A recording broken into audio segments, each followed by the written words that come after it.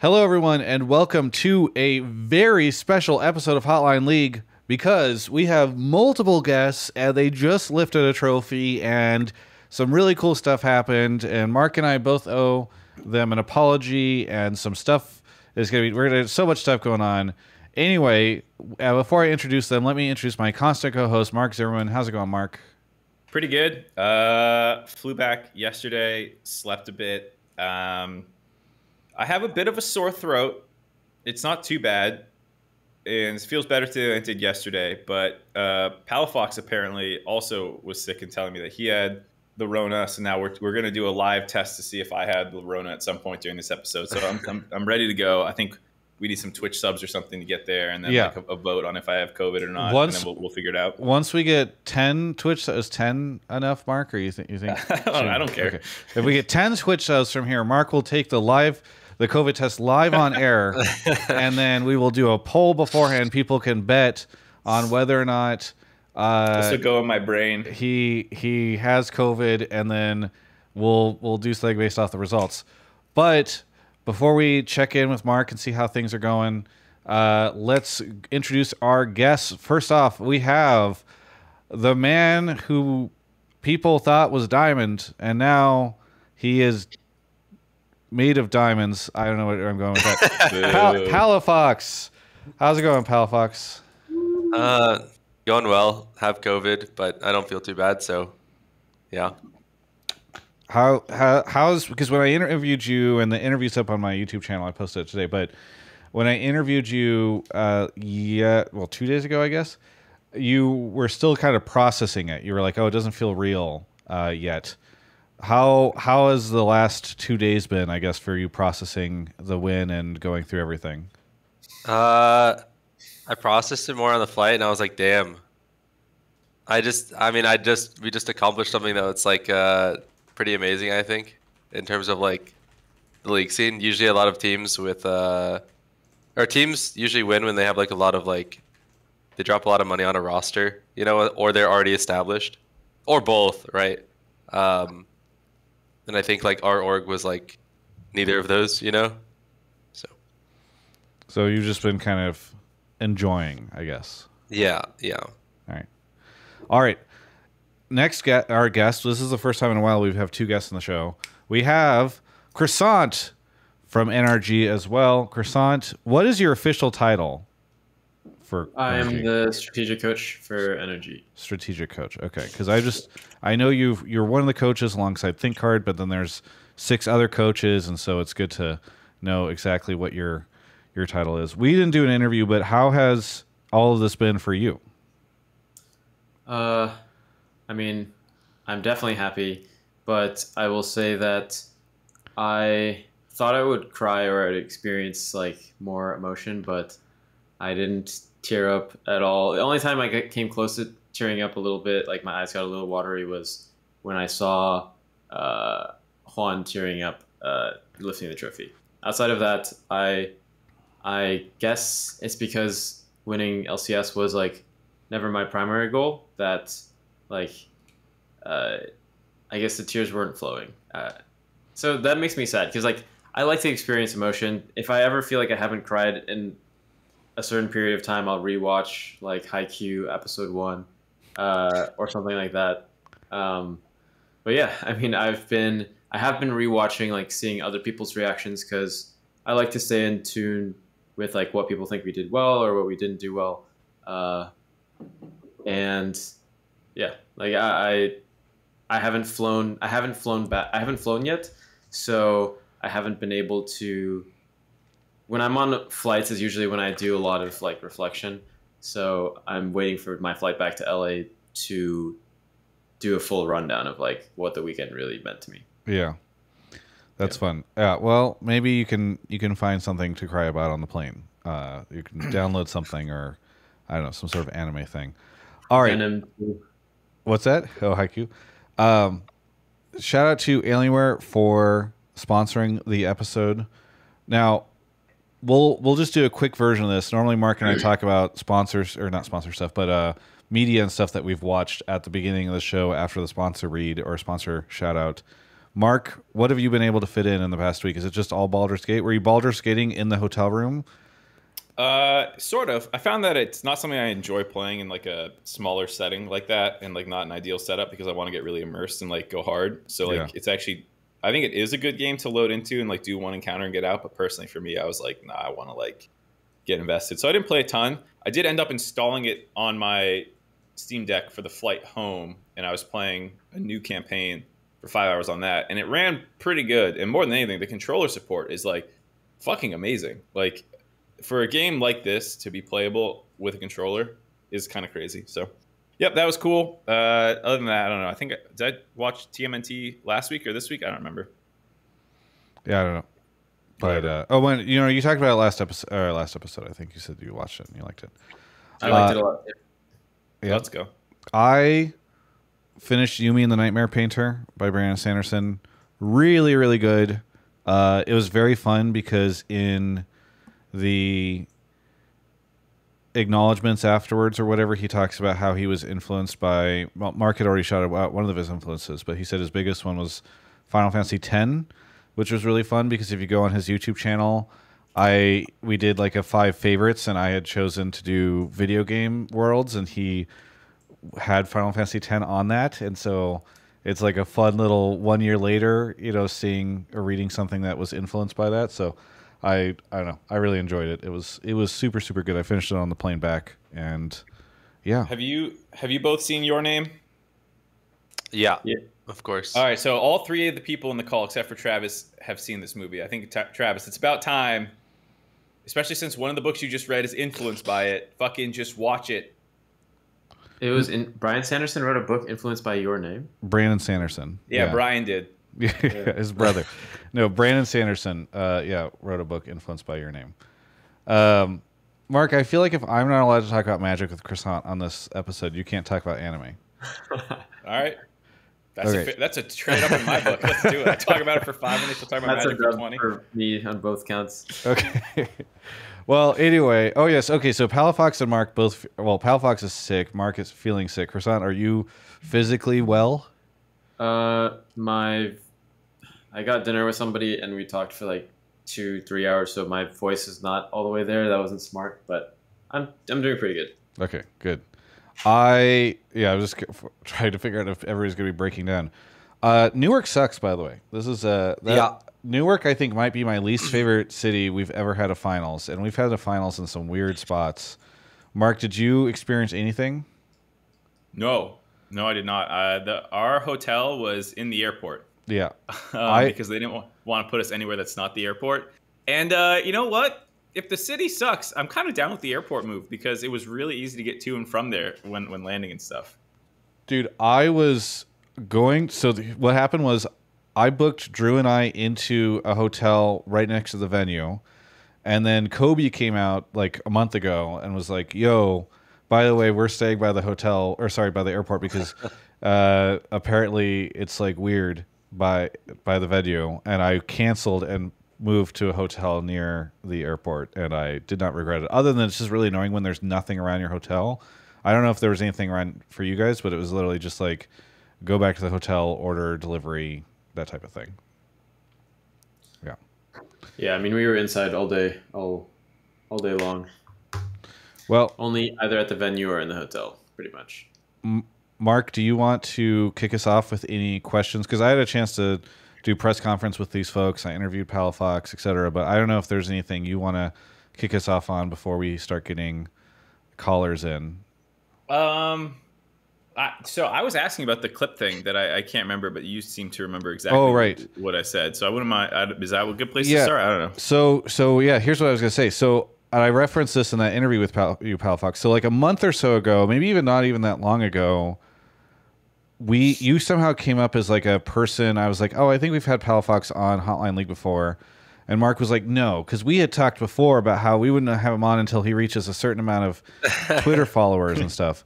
But then I noticed that the last Twitter conversation I had with you was a year ago when we got you on Hotline League. So this is your second appearance on Hotline League. Mark just completely forgot about the first. Well, the other thing, I swear to God, I was running my mouth about how like the interviews with Palafox don't break 10K on your YouTube or something. Yeah, and I something think like I said, I don't think it was Twitter. I think it was he's not allowed on Hotline League until one of his interviews breaks 10K. Which, funny enough, his championship-winning interview is currently at like 15 or something like that, or 20. Yeah, it's at the top of the league subreddit. Yeah, so it's pretty funny. But yeah, we were just roasting you lightly about the fact that even though you have a good personality and Dhokla too, and like a lot of the guys on the NRG team are actually pretty funny, like fans just end up not really caring about people as much until they win. And so it's pretty funny to see how much that's changed just with that. So Yeah. I think that was what the conversation was. It was something like I was being obnoxious about it, being like, I'm not letting Palafox on here until his interview breaks 10K. Yeah. So good to have you on. Yeah. But Mark, I don't know if you have any questions in particular. Yeah, I guess a couple quick ones. Has it felt any different? Like your Twitter is just getting blown up more, or has like anything changed in the immediacy? Like even going back to your first win over Golden Guardians and making worlds and stuff like that, or have you just been like so focused on practice and stuff you haven't really like poked your head up and noticed anything? I'm just more annoyed because like you know how when you used to have like a blue check mark on Twitter, it wouldn't really notify you as much? Mm-hmm. I don't know how to turn it off. All the notifications, so your phone's just buzzing constantly? Too popular. Yeah, but it's like not the type of popular I like, you know? I don't want to know when somebody likes anything. Suffering from success? I just have no notifications on. Just join the no notifications gang. Yeah, I'm thinking about it. Dhokla is raiding with a party of 1,094. I don't know what is more shocking, the fact that I got raided by a pro player, which I don't know if that's ever happened, or the fact that Dhokla had 1,000+ people watching him. That is huge. I'm really happy for Dhokla that he was getting so many, because so many people on Reddit and stuff these days say like pro players don't stream, and I know that Dhokla has streamed a lot, and so I'm really happy that he had so many viewers. But thank you to Dhokla for the huge raid, and welcome everybody to the show. We were just talking about how Palafox is annoyed by all the attention he's been getting lately. Well, and about how success makes people's stuff more popular. So it's no surprise to see him with all the new viewers. Good for them, man. So I will admit that I am a bit of an NRG hater. I guess we can get this out of the way. I consistently, I think I predicted against you guys every series you play in playoffs, except maybe the first one. I can't remember about you versus TL the first time. But I think I almost always predicted against you guys. And then I had like a thing on the dive where I was saying that like you guys hadn't had like big playoff success yet, because like you had the close series versus C9 like last year or whatever. But I was like, that's not like success. That's like, that was cool. But then like they didn't, like the only people you guys had beaten was Golden Guardians, who was the 8th seed back then. So like, yeah. But as soon as you guys won, I've been like pushing your shit so hard, like the NRG top plays thing. I did like the career timelines for all of you guys and stuff like that. So I'm very happy you guys have won, because now your content actually pops off when I suggest it and stuff. Yeah, poggers. Poggers. Well, yeah. Wait, oh, go ahead. I was gonna say, when you say you predicted against us, it means like you did the reverse prediction. I look like your biggest fan. Yeah. If you look at my playoff predictions, I think they're all NRG. But then, like, if you know, it's like I'm actually a hater. Yeah. So I was going to ask, because I also was called an NRG hater on the show because I was consistently not believing. But here's the question for both of you, because I was thinking about this. All right, so I think by and large, analysts, players, the community did not expect you guys to do this. So what is it, or why do you think it is that everybody got it so wrong? And I'll toss it over to Croissant first, if you want. We got 3-0 by C9, and C9 had won the last 2 championships pretty handily. And I think maybe even people that did want us to win knew that voting against us would improve our chances of winning.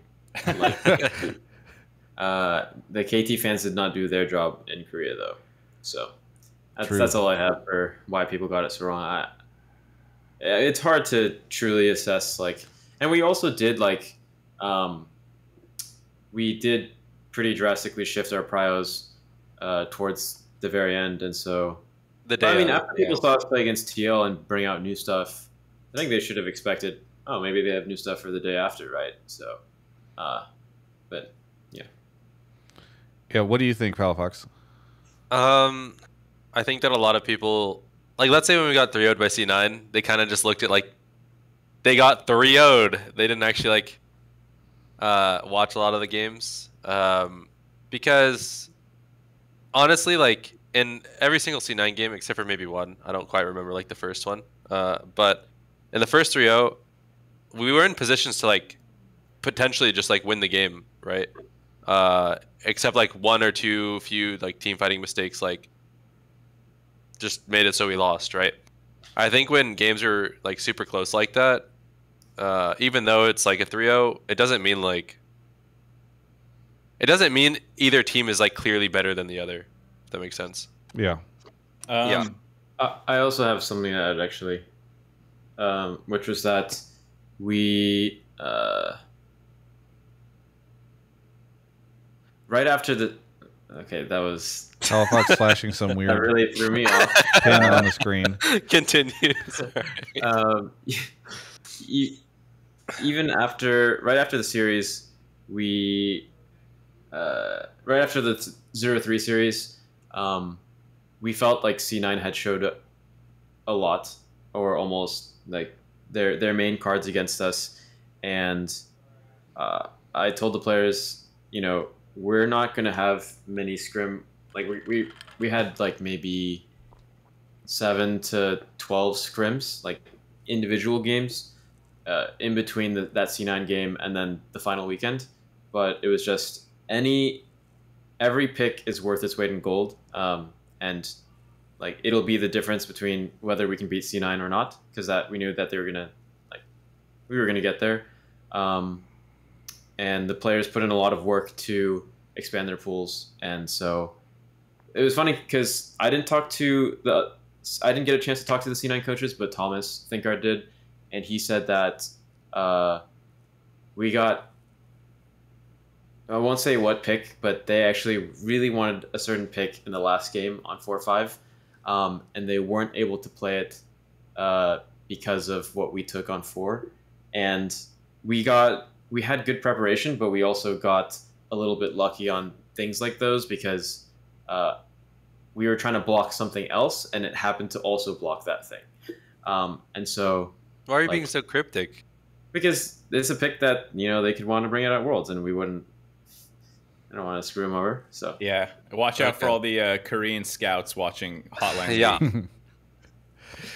LEC. Well, here, Mark, really quickly, since we have a whole new wave of people here, while we continue to talk through this, maybe people can start putting their takes in. Plebs, Sure, I'll pleb do and the sub. spiel and then ask a question. Yeah. So if you guys have never seen this before, it's actually a live call-in show. We are on Discord, so if you want to join the conversation, go ahead and join up at the Discord I just flooded Twitch chat with. Once you're here, you're going to have to join one of the voice channels, Pleb Calls or Pleb Calls 2. Then mute your microphone once you're in there so no one can hear you breathing. Then in the text channels up above, Pleb Topics, go ahead and at me and ask a question or give your take or whatever it is. I'll be scrolling through there. If I like it, I'll pull you into the waiting room. We'll hang out until it's your turn to come on air. We'll do a quick mic check. And then you'll be joining the NRG guys to talk and discuss or whatever you're going to do. So yeah, that's that. The question I was going to ask you, Palafox, was like, it's been a bit of a long time coming for you, given that you've been improving steadily, it feels like, consistently. Someone had a really interesting thing, actually, where they posted in that interview about how every split you finished in some way higher than the split before. Or maybe it was every year, I can't remember, but it showed your academy rankings and then your LCS ones. Yeah. What do you think has allowed you to keep improving, and was it like individual improvements that finally got you your first title, or was it like the whole team coming together in these draft things? Like, what do you think you can attribute the success to? I think, at least for this run, I think it was kind of like a lot of small improvements that went on top of like let's say this split. I think that contracts putting a lot more effort in solo queue to get better at a lot of champions he was not comfortable on. Something that I don't think he would have done last year or last split even. And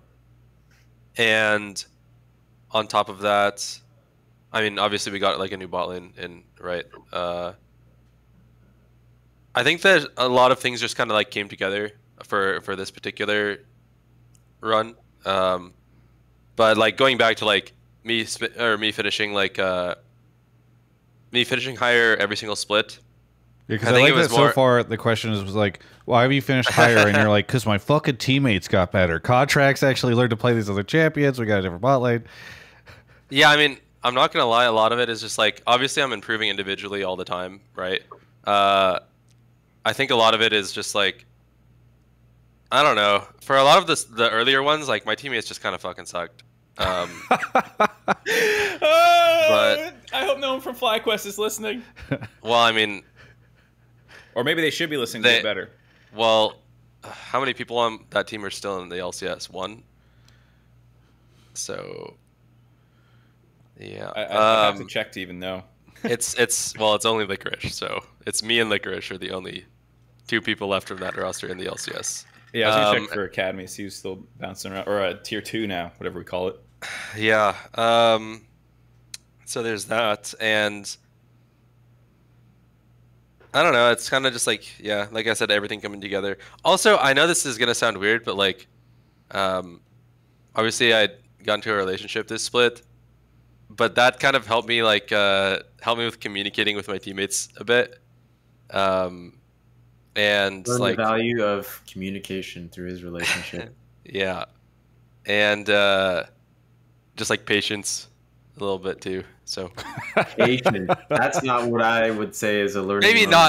Maybe not patience. It's like taking a step back and thinking about what I'm gonna say. Is she in the chat? Because that would yes, I think so. Patience isn't the right word. It's like it's like okay. He's just talking about communication. Then he says patience. Learn how to be more thoughtful about your choice of language. Yes, and I didn't prove that I just did that, but you know what I mean. It's fine. It's fine. Blink twice if you need help. The Dhokla tweet was the funniest shit with the whole top lanes and island thing too. That was so good. The girlfriend buffs came up big, I guess, for NRG. Yeah. That's funny because, I mean, the stereotype is obviously people get in a relationship and their performance decreases. So props on you for fighting against those stereotypes, Palafox. Okay, so maybe it's time to start grabbing calls. So we have, I see one person in the waiting room. Well, actually, I guess before then, I should note we have 10 subs. So if you missed at the beginning of the show, Palafox has COVID. Mark might have COVID because he's feeling sick. So Mark is going to take a COVID test live on the show because we hit the sub requirement. We're going to do a, what is it, /bet? Or what's the command in chat, Mark? You used to do this all the time. It's a prediction. Prediction. Okay, so we're going to do a prediction right now. Start prediction. Okay, the prediction is, does Mark have COVID? Should I give the context before or after the prediction starts? Give context right now. I've never had COVID before, and I have been in a room with Jet, who got COVID, literally had a positive test literally the next day, and we were doing a podcast 5 feet from each other, and I didn't get it. And I've been next to people who got COVID, so I'm pretty sure I'm immune. So I would side on no if you want your channel points saved. By God, one of the chosen ones. Palafox has it, and Mark was just in a giant arena, and he started feeling sick right afterwards. So prediction up. We're gonna see. I'll pull a caller, and then I'll do the test during the call, so I'm not pausing the podcast for it. Okay, off he goes. Thank you to, speaking of subs, thank you to, man, how far back was this? Dank Horse, the Catman, Shiny Froakie, Hustbust, I am 0125, Wakomo, and Kevin is a Monster for 2 years. We're going to get more of those subs right in a second. But first off, we have Tuft here. Tuft, who I know was a former CLG superfan. Are you an NRG superfan? I wouldn't say I'm a huge fan of the org. I'm sort of lukewarm on the org, but I love my boys and I got to support the team. I was out there this weekend at finals. screaming my throat out for a dub. Nice. So, And where are you calling from? I'm calling from Seattle, Washington. Seattle, Washington. What do you want to talk about on the show? So, some of you may remember, 8 months ago, I called in on episode 253 of Hotline League, where I predicted that Counterlogic Gaming would be top 4 by the end of the year, that Contracts would perform better than Santorin, Spica, and Closer, that CLG would make at least one final before the end of the year, and that they would go to Worlds. And you were fucking wrong. I was ridiculed, and I was shamed by the hosts of this institution, and I come to you now having been absolved by the results of the LCS Grand Finals, and by NRG's ascension as North America's best team going into Worlds. This is a call-out. CLG. Well, you know what? From the top to the bottom, every single part of the League of Legends vertical is the same, except for the bot lane swap, which was a decision that was made... Except for 40% of the team. Except... Well, okay. Hey, we have 8 coaches. 8 coaches, right? 8 coaches, so... Already, that's like not a very big portion of the whole ecosystem, but also it was a decision made by people who had worked at CLG in the past. So it probably would have happened if it was CLG anyways, assuming, you know, the money stuff works out. I have no idea if it would have happened. Well, here, maybe Croissant can answer. Croissant, do you think the bot lane change would have happened if you were still at CLG? If you feel comfortable answering? I think that there was maybe like a 70% chance of those same changes happening. It's like just, you know, I like throwing in random percents, but it is my intuition. And it's like, it gets pretty accurate over time. The main reason being that in between 2022 and 2023, I really wanted to keep all 5 players. But we knew that, because we only had one split with those 5 players, right? And so we wanted to give them at least one more split, if not 2. But we knew that, like, it's a stress test, right? It's like every player has their strengths and weaknesses on that roster. I still believe that every player that was on that roster, I believe that Luger and Poom can win. Christian, you're so stupid. I believe that Luger and Poom can be part of an LCS championship team.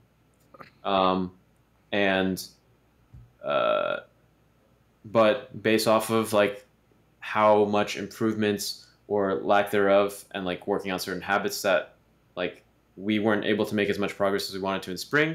Part of that could be because of just the team dynamics, like not things that are necessarily in those players' control or our failings as a coaching staff. Like we knew that we had to make changes. All right. So what I'm hearing is that I was fucking right. He can't confirm with 100% certainty that it would have happened regardless. Well, 70% rounding up is 100%. So Mark, what do you think? Sorry, I'm arguing with Twitch chat about whether I stuck that far enough up my nose or not. No, I think it would have happened regardless. Is that what you're asking me? Because no, my question is, what do you think of? Do we owe Tuft an apology? Oh, do we not? He correct? Is there a way we can weasel out of this? We weasel out because he predicted. Unless you want to be the biggest coward on the fucking He planet. predicted We're just CLG out because they're called NRG and not CLG. Yes, that's quite the weasel move. I might be down to take it. 1, that's a real weasel move. 2, even if you do buy like all this, you know, lawyer your way out of, you know, having like your mea culpa moment where you acknowledge that you were totally wrong, right? Part of my take was also they would be top 4. They were 4th place in spring regular season, so, you know, that's still CLG. And I also said Contracts was going to be better than Closer. He was going to be better than Spica. He was going to be better than Santorin. And where are all those fucking frauds? They're not going to Worlds. They didn't win a fucking championship. What's up with that? I think more than anything, the fact that you made a couple, like it was a parlay bet, right? And I hit on every single fucking one. Yeah, I'd say you deserve the credit, Travis. All right, I'll give you the credit, and I'll give you the credit, and I'll advance it. Predict how North American teams do at Worlds. Well, first you have to say you're sorry. First we have to grovel a little bit. I don't grovel. You were correct, Tuft. I was wrong. What happens next? Since you have this prescient ability to predict the future, prove it again. Well, Tell us what happens at Worlds. It wasn't an official part of the take when I called in 8 months ago and totally fucking predicted everything that was going to happen this season except for the sale. But I did say that my rough guesstimation for CLG was a semifinals run at Worlds. I don't really care enough about any of their teams to like really make a call one way or the other. But CLG, I think, firmly in the running for a solid semifinals finish. Okay, so you think they make semifinals and they don't go further? I mean, you're not even a believer. Wow. I'm setting a floor. They're only going to win one best of 5. Palafox and Croissant, I'm so sorry that your hardcore stands don't even believe in you making it further than semifinals. I just think that the story is better if they come back next year and go further, right? And I love a good story. Dhokla says, not if I can help it. So if he can help it, you guys are not Does that mean that Dokla's going to int? Yeah, what the fuck? I think that's what he's saying. It's Jover. Okay, he says, we will 0-6 in the chat. That's not possible. But yeah, I That think is the not format how has Worlds changed. works anymore, by the way. Dhokla won't let everyone. that stop him. You I need guess to teach him. Dhokla believes so little in the team's ability to make it to Worlds, he didn't even pay attention to how it works anymore. I will Dokla's going to say turn to of- Chokla. Palafaker is going to turn into Palashaker. It's going to be a mess. They can go 0-4 is the worst you can do now. And to be fair to Dhokla, I don't think we've had a pro player on who knew what the new format is. No one knew it was Swiss. So he's in good company, I guess, with all his other pro players. Yeah. I knew it was Swiss. But what that means, I don't know. Like, yeah. That was good. Yeah. It means it takes place in Switzerland. Okay. Yeah. All right. Very good. Thank you, Tuft. Anything you want to add to this before I give you your shout out? No, we can go straight to the shoutouts because I have a long list. Okay. Well, don't make it too long, otherwise I move you out.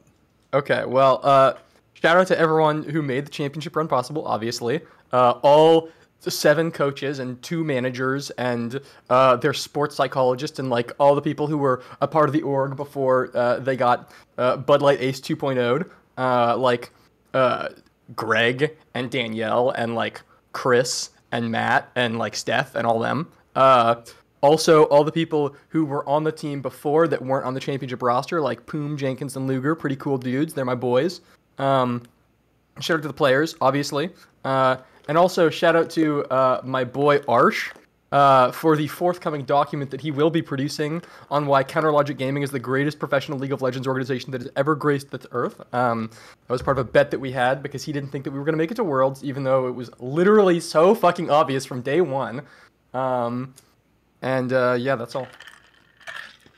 Cool. Thanks for the call. So, to be fair, I also predicted NRG to be top 4 in the regular season. So, in a sense, I also predicted them to be going to Worlds. So, there you go.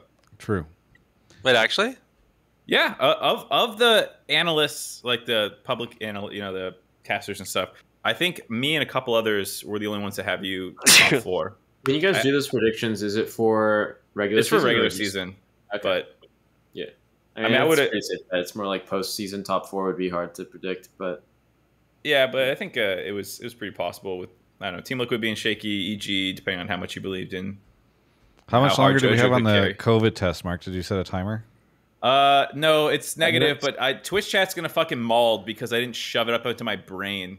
So, Like- but it's not negative yet. I think People it are- takes 15 minutes. It hasn't been 15. Yeah, but it's not gonna be negative because I don't have COVID because I can't get COVID because I'm I immune. know you're supposed to leave it flat. You're doing it wrong. Oh no, I'm doing it so wrong. Oh no.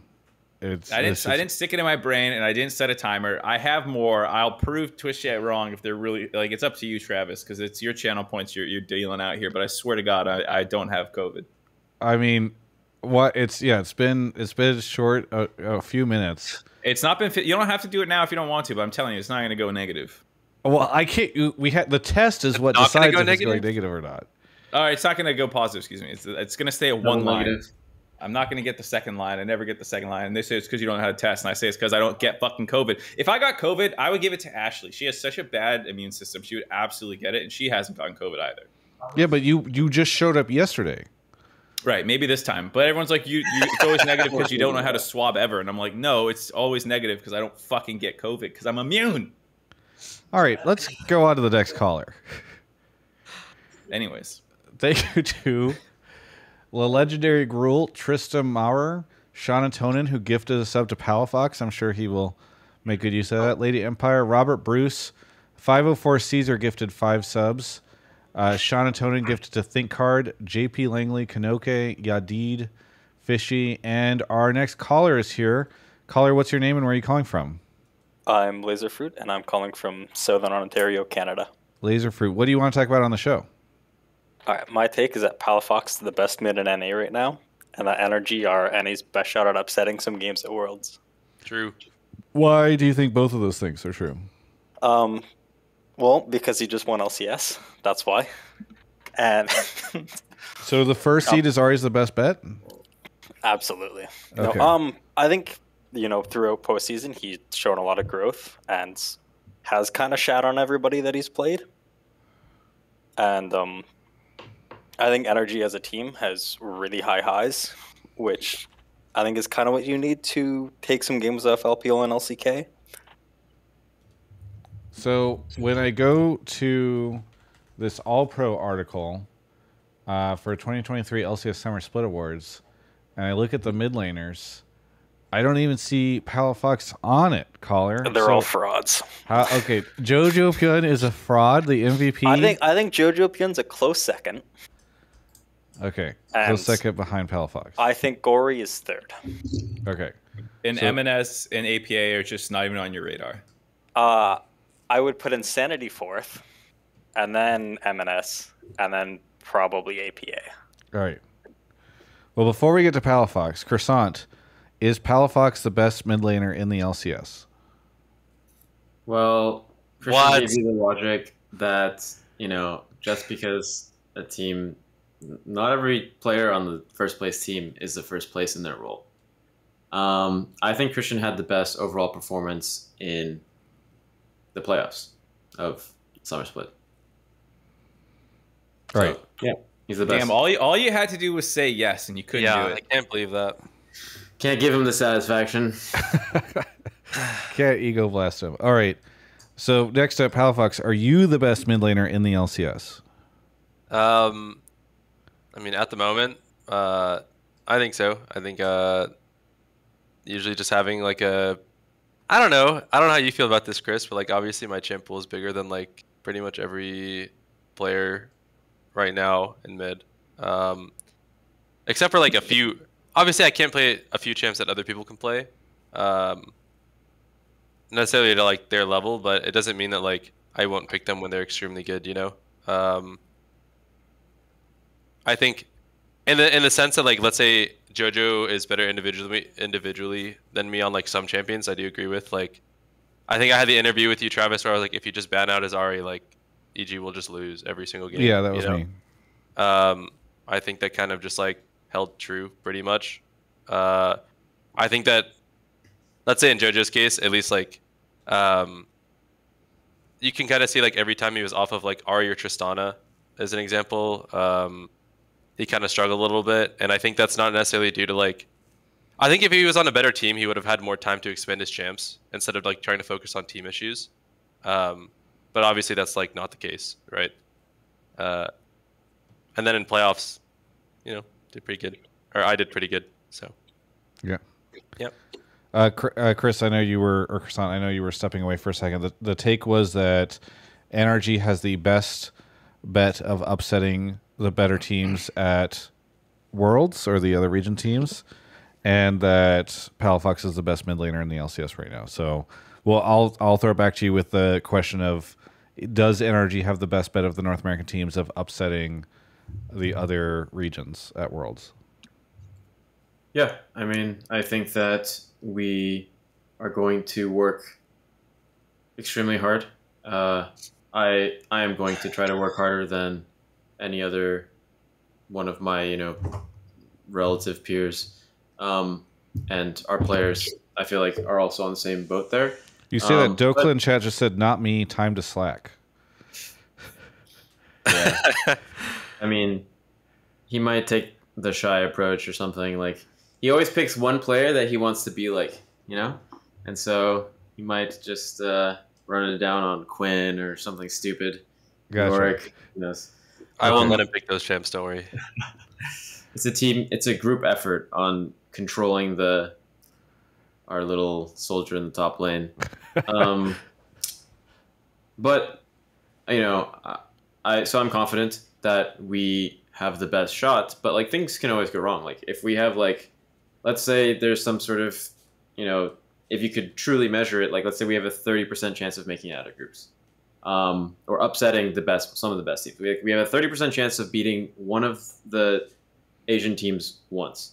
I think that could be like 25 for like TL, 25 for GG, you know, whatever for C9. But that's just how probability works. Like, I think we have the best shot. I can see any of the North American teams upsetting though. I think we are sending 4 extremely motivated teams that have different styles that are going to be. Hopefully, the Asian teams underestimate us and they just don't prepare adequately for. I want us to win first and foremost, but I will be rooting for the North American teams every step of the way. Yeah. So. I like that point about the differences because I do feel like all 4 are pretty different. I think which one's best might depend like specifically on matchups. I'm not quite sure because like I think like C9 maybe the most mechanically focused team, but they didn't do anything that crazy in draft. And even their last draft, I was like, what the hell is this?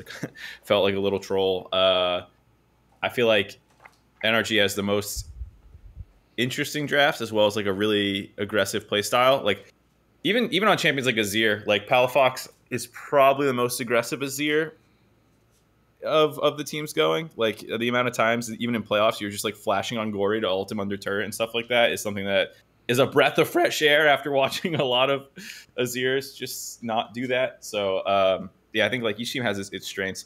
I would be curious, how do you guys feel about Golden Guardians? Like, do you think that they like overperformed the regular season or choked in playoffs? Because I was surprised to see them. I mean, not just obviously you guys beat them, but then to lose to TL the same. I was kind of surprised. Can I chime in quickly? Sure. I think they're the second best team in NA right now, and I think they just have a really bad series against TL. Palafox, you look like you're in pain. No, he doesn't like it. I would not say they're the second best. But. No. For GG, it just kind of felt like they regressed. Like, Gory was like playing a lot of Azir. Like, I actually expected them to play Azir in our series, but like, he just never wanted to play it.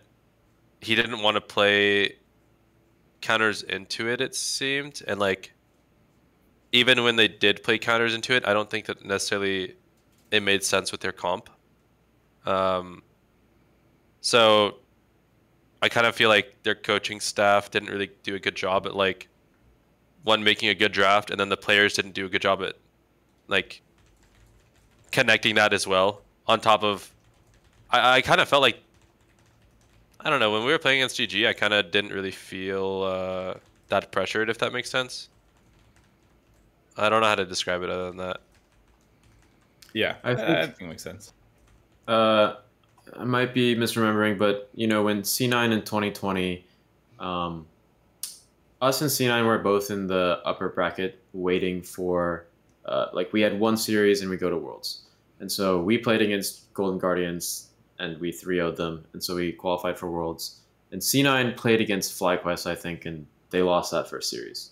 And then later they lost to TSM or something in the lower bracket, and they didn't end up making it to Worlds.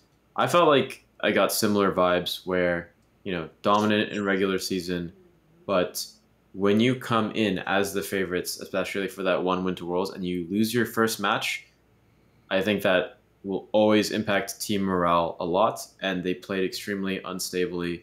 Not just against, like, we had momentum coming in from our series against TL, and we also shifted a lot of, like, you know, if you watch our TL series and then you watch our series against GG, they tried to plan around what we played against in the TL series, but, you know, we still made adjustments.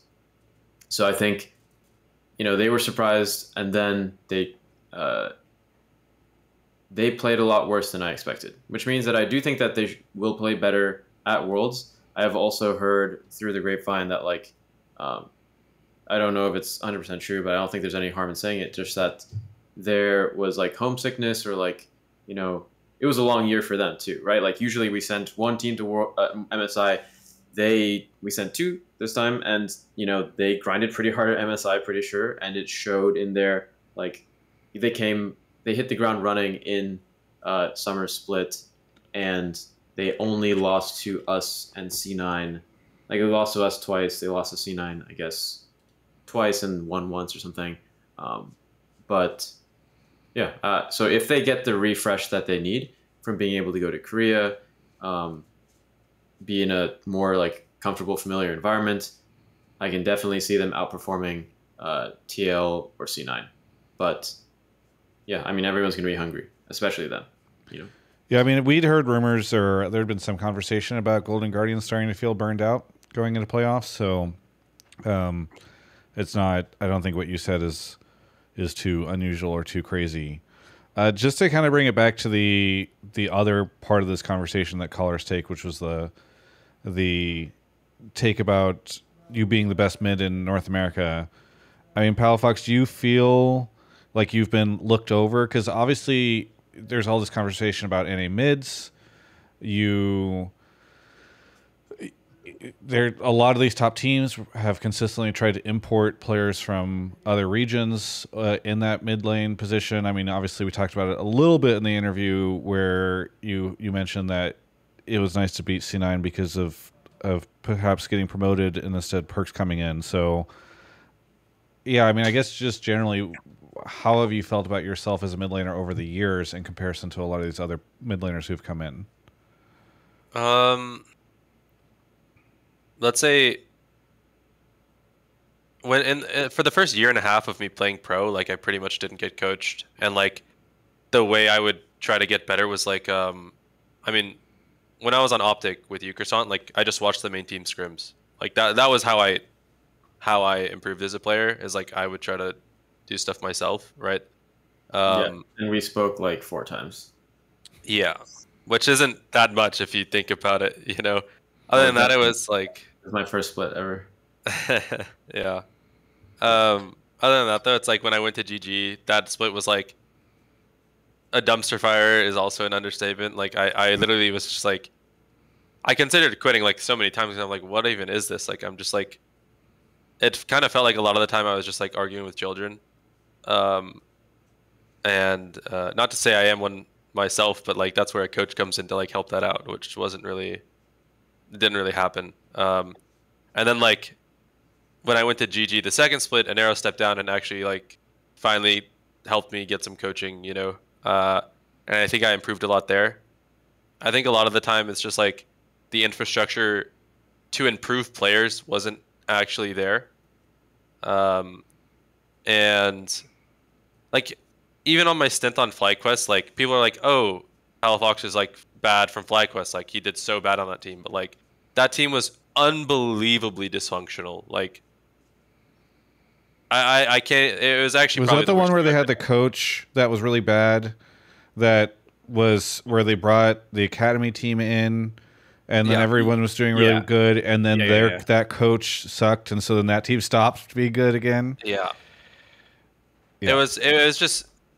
I mean, I pretty much part of the reason why I didn't stay up with the academy team, because they gave the option for me and Jose to stay up, was like I just told that coach that I never wanted to work with him again. Like I'd rather just be an academy and just sit there than play with him, because it was just so bad.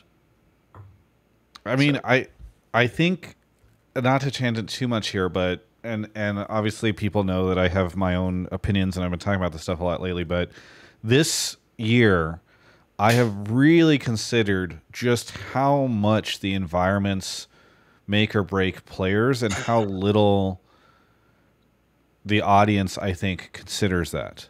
Because you see it time and time again where like players look really good on one team, then they get traded, suddenly they're terrible, and suddenly they get on a good team again, and suddenly they're amazing and they're resurging. And I wonder how often, like, we talk so much about NA talent being bad or NA mid laners being bad and all that stuff, and it feels like there's a situation where the top teams were always refusing to use NA talent like yourself, and so then they ended up in environments or on the bottom teams where things were not going to go well for them, which perpetuated the suggestion that these players are not good and that you can't rely on North American talent. So then the team owners at the top would continue to think NA talent isn't good because they're not willing to put them in. And then they continue to import, and so then there continues to be no spots, and so you end up with this kind of like vicious circle on it. I mean, Croissant, you've been in a lot of these environments, and Palafox, you've been a player in a lot of these, so tell me if you guys think I'm off the mark or if I'm missing the point or anything like that. Well, the time that Christian's talking about that he spent on Optic, they literally didn't have a coach in that academy team. Like, I came in like maybe a week before LCS summer split, and then 2 days after I arrived, like, our management and coaching staff was like seeing what, the degree of effort I was putting in, what I was like, trying to learn or contribute, and they fired the academy coach like 2 days after I arrived, and then Gate coached the entire academy team while playing that split, and it's like, even if Gate was the best player in academy, which she was not at the time, like, that's unsustainable. So, I don't think there's one of the first things that an exec asked me, like, pretty early on in my career was just like, how do you know that you're actually making a difference? How do you know that you're not making your players actively worse? Like, and as a coach, as anybody, like, imagine getting asked that about like your job, right? And it's like, but I am the type of person that will like consider any possible option. And it's like, yeah, I could be, a fraud. I could just not be doing anything. I could be doing more harm than good. And so there is the reality that every organization and every management needs to consider about their staff or themselves, that they could be like damaging the futures of North American talent. And I think people are pessimistic about it, but I look at that with optimism in that I feel like every year, like I've told this to people, I don't know how, it doesn't seem to stick in people's minds, but every year I feel like even if we're making slow progress, good coaches are coming into the space, bad coaches are leaving. And that is something that's important. That's something that needs to happen on every level, whether it's academy, whether it's LCS, amateur, or management. And the futures of our North American players are, like, when I hear stories about how people's futures got fucked, I get so angry. And I will,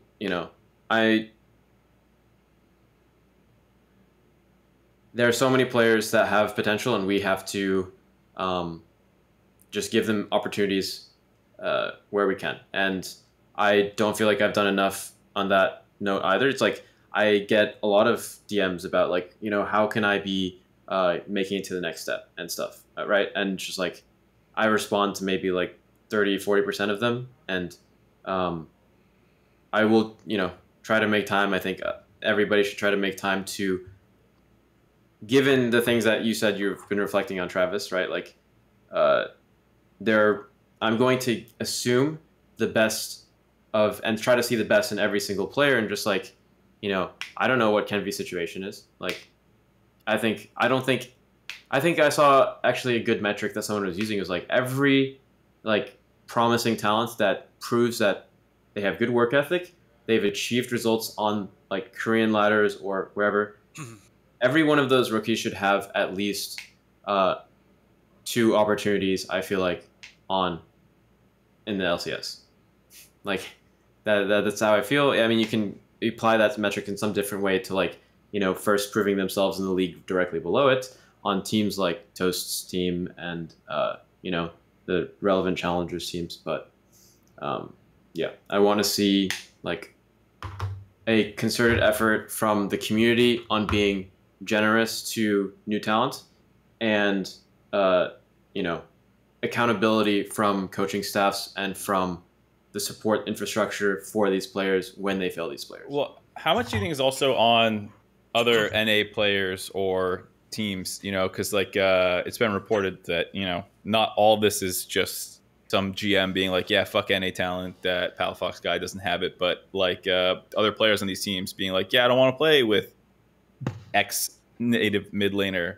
And I think even teams this split could have benefited from that. I think, you know, I look at what 100 Thieves did, and I'm like, you know, really, was that Quid the best option you possibly could have come up with this split, or did you just like discount everyone from NA instantly, you know, or like even not the GM, but like a double lift or closer or something? I don't know who has this opinion, but you know, it's definitely true that players themselves don't believe sometimes.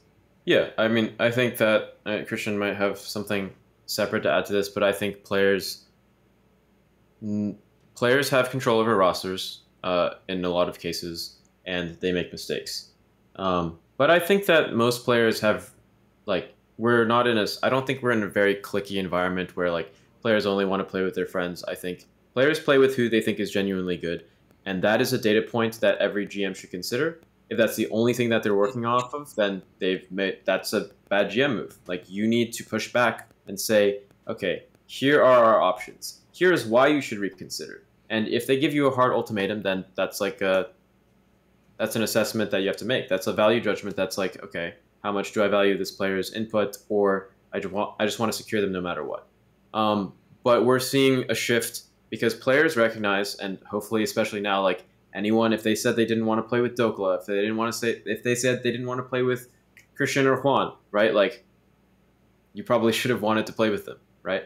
But like veterans, like Doublelift, like he's not turning his nose at NA talent. He wanted to play with Busio, right?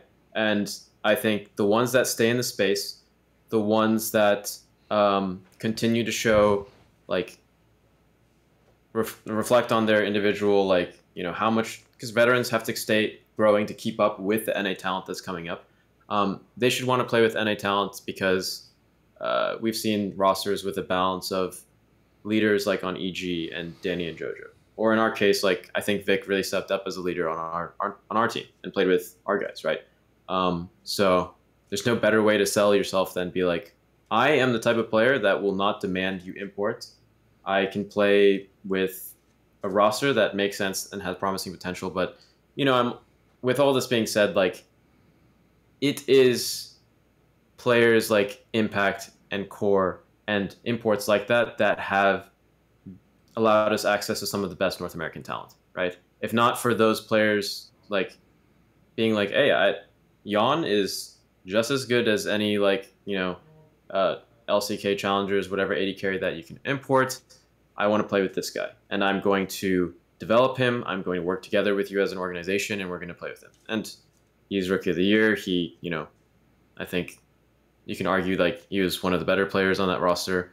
And so, yeah, I think there's, for everybody that said that they didn't want to play with a certain North American player, we have at least some, like Impact, Core, Doublelift, etc., that have taken the leap.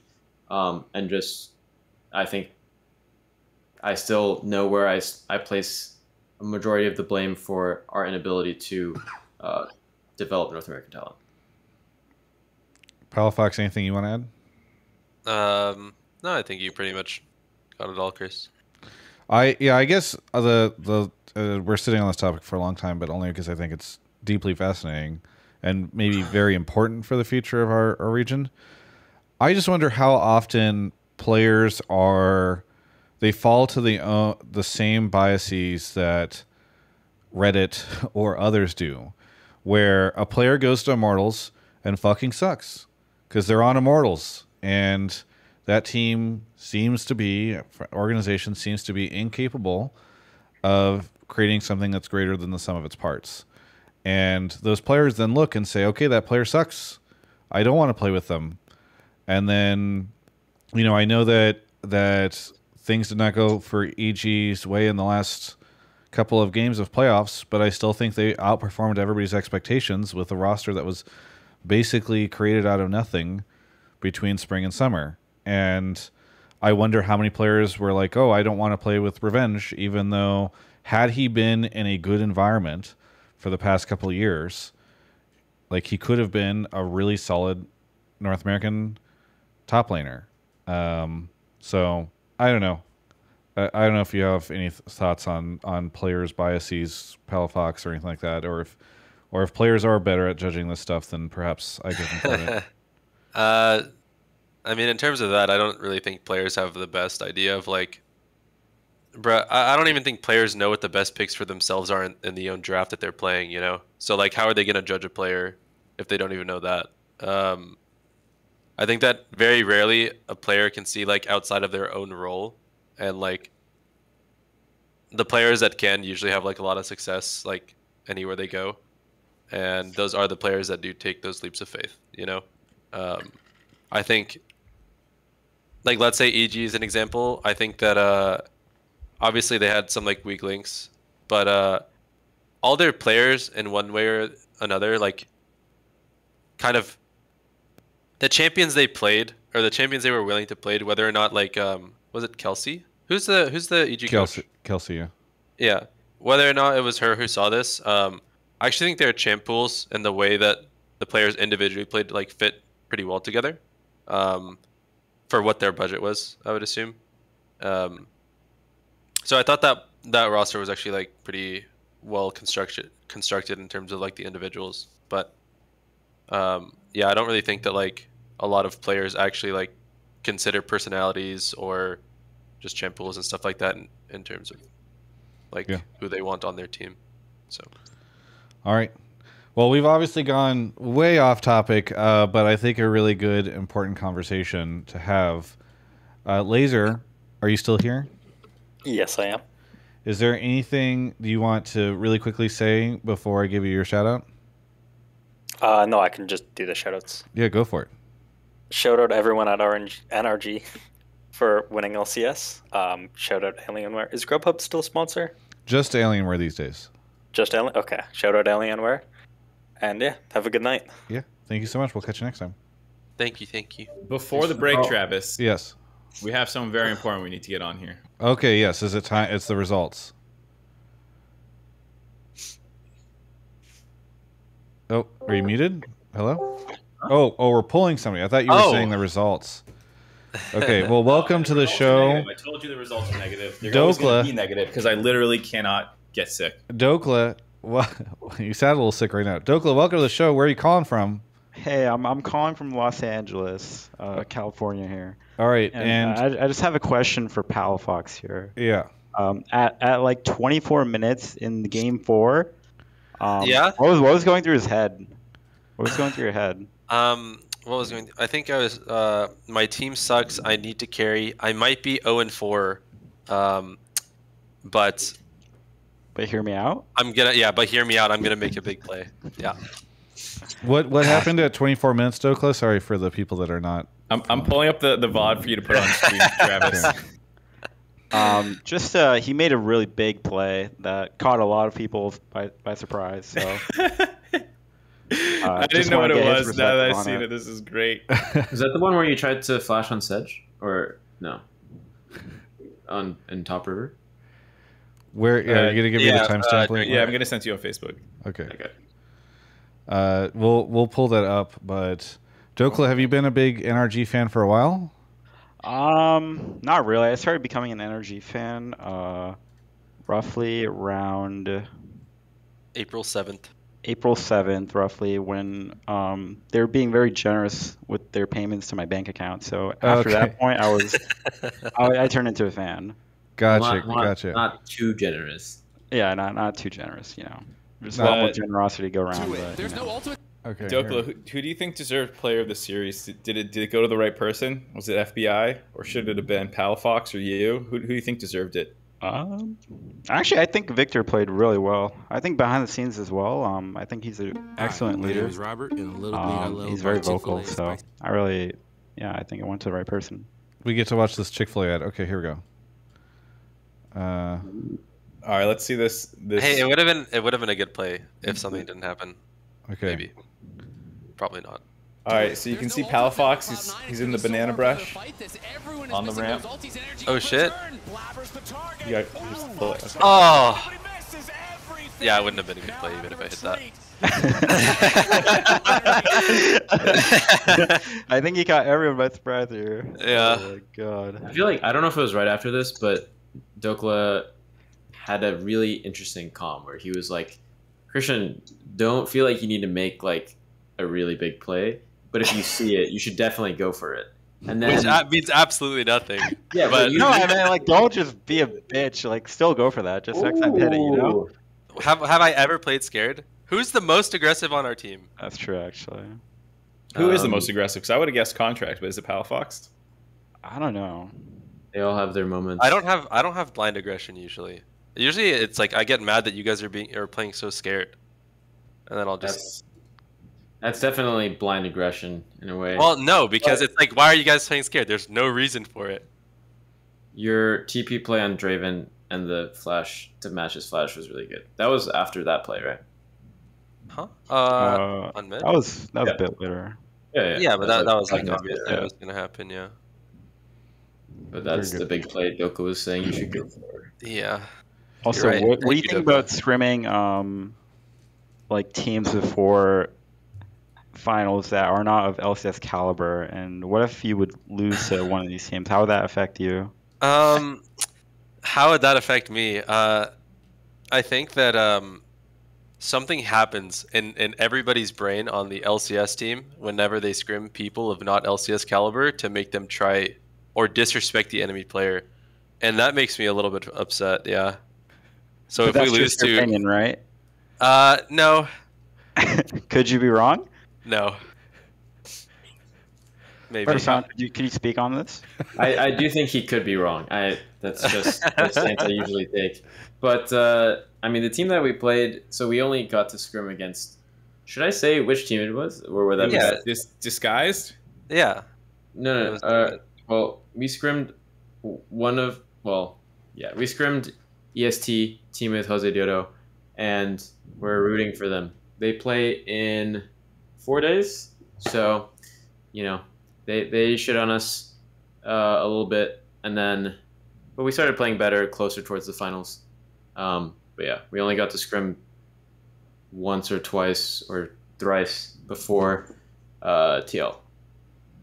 So, yeah. what you said, Dhokla, you're saying that Palafox tried to smurf on some people because he didn't respect them and then lost the game, or Palafox, you were saying other people? I think that's what Nishib is saying. Other people. No. Other people were being so disrespectful and making uncharacteristic mistakes. And then they told me that they would make these same mistakes against LCS teams. And then I was like, you're delusional. Or I probably didn't say that. I was just slowly getting mad. And then you remember your girlfriend. Slow. No, I didn't remember her in that moment. But we did start playing better after I got mad. So I will say that this absolutely happens. It happened on TL back when I was coaching. Anytime you scrimmed an academy team or something, people just thought that they must be dog shit, and they take different skill builds and like just don't play matchups the same way, and then they get punished, and then they're like, "No, I wasn't. I wasn't trying to ego him." yeah. All right. Well, Dhokla, thank you for joining us. Is there anything you want to shout out before we go on to a quick break? Yeah, shout out Alienware. Love them. Hopefully Love you that. guys don't have a competing sponsor brand, otherwise that would be awkward. Oh no, we have Alienware. Okay, sick. Thank you. I'm Alien. currently on an Alienware PC. And Well, I an knew you Alienware had them at CLG. gaming I didn't know monitor. if they made the jump to NRG, so. It doesn't matter. I love Alienware. All right, great. Dhokla, also shout out your 3 favorite coaches. Shout out Croissant. What about shout me? out Thinkard. Shout out Palafox. Like he made me play Jax and made me. Dude, mindful you're about my so usage. delusional, actually. I went over some jack spots with them actually. Oh my god. Smile. Did you listen to Fudge on the dive, and then did that give you the motivation? Okay, to, like, fuck actually, this guy? actually, fuck this guy talking so much shit, man. Thinking I'm a rank in OTP. What the Dhokla fuck? I mean, he wasn't wrong. He wasn't wrong, but still, like, we're playing it for a reason, and it's because my team's gapped, anyways. All right. Well, thank you. Thank you for joining the show, and we'll catch you next time. Thank you. Thank you. Yeah. All right. Well, now that Dhokla's gone, and speaking of Alienware, shout out to Alienware for sponsoring this episode of Hotline League. Really appreciate it. We were able to use Alienware technology when we went to the finals this past weekend. It's been fantastic to have them as a partner. And I would really like to shout out the Alienware Aurora R16, which is available now. You can go get it. It's got a smaller chassis than previous versions, additional ports at the front, and it's just a really cool system. If you haven't taken a look at it, go take a look at it because it's got a little bit of a smaller footprint than some of the other Alienware Aurora. So maybe in the past you've looked and you've said, "Hey, my desk can't fit this," or this is I live in a smaller space and I need something a little smaller. Well, guess what? They're now building something specifically for you. It's got the wonderful NVIDIA GeForce RTX 40 series GPUs that are still available for it, and it's got advanced cooling tech that helps keep the PC running cool and quiet. So please go check it out. You can do so at alienware.com/Travis, and if you do purchase through that link, it does directly support the show and my content here at TGI. So if you are, I know a lot of people come in and they're like, "Oh, I bought this," and it's okay if you don't use the link, you forgot or whatever. Especially if you tweet about it or you tag Alienware, you just let them know that you did that. That's still helpful. But again, when you do purchase through alienware.com/Travis in the US, a portion of that will go back to TGI. So thank you so much to Alienware for supporting the show. Please go check out their new Aurora R16 at alienware.com/Travis. And yeah, really appreciate their sponsorship.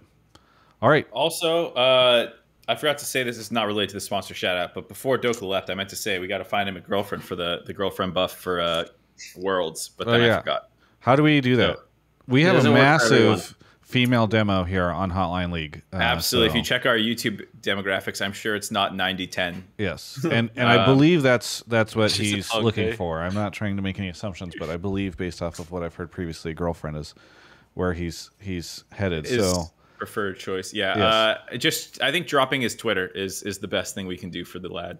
Yeah. So, what is it? Dhokla LOL. Dhokla lol. Dhokla lol. It's in the chat. Twitter.com/Dhokla lol.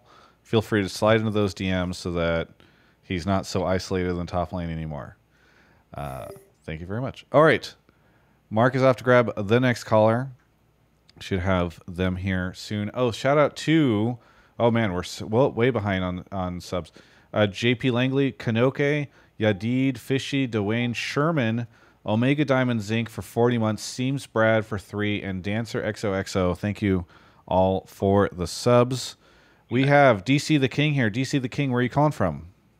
Hi, I'm calling from Cincinnati, Ohio. Cincinnati, Ohio. And what do you want to talk about on the show? So I want to start by saying Palafox, I'm a fan. I'm happy NRG won. But I am calling to say I think the NA mid laner summer rise up is a bit of a fraud. I think that NA mids aren't necessarily better, but the imports are just worse. Okay. Go ahead and elaborate if you'd like to. So, I think in general, like if you're looking at the list of the imported mid laners, we've got like Challenger League, Korea, Quid, Bolulu from Turkey. We've got Diplex from like the ERLs. Let's just Spring, but I'm looping them in. MNS, which is I'm not sure exactly where he was playing. He was playing Challenger League, and was he playing in Brazil or I'm not sure. I'm sure somebody knows.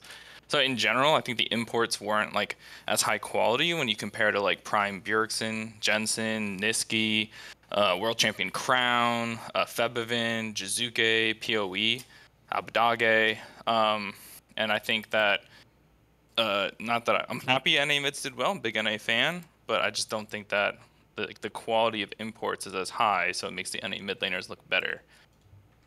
All right. Big talking words. Yeah, I mean, what you said, I don't think is really like that controversial. Like, I do think the quality of imports is down, which, I mean, by proxy does make it so NA mids look better, right? But I don't necessarily think it's like too big of a gap, if that makes sense. I think that like as an example, like Jojo in NA mid is looking like really well, or really good. I think M&S was always like a little bit shaky, so that like was kind of I thought Gory was actually like probably one of the better imports that we've gotten in a long time. But I mean, what you're saying, like the imports are technically worse, and that does just like, yeah, that just leads to NA mids looking better. Yeah, I think that's true. Croissant, how much should we take away from the rise of North American mid laners as there's less competition supposedly, or do you agree?